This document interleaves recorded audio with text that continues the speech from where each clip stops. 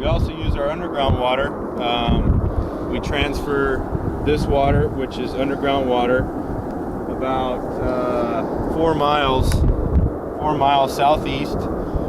We use that on seed alfalfa. And basically, as we turn on our underground well, the water travels from the well to here through an underground pipeline, flows out of this valve, and we have an open ditch here when we're using this water during the season. It flows down this open ditch into another open ditch, which goes down to our field, and then we have to repump the water out of the canal into the field. So you got to pay to pump it out of the ground, and you got to pay to pump it out of the canal.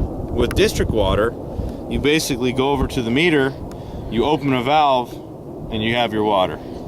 So there's the cost of pumping it not only out of the ground, but you have the cost of pumping the water out of the canal.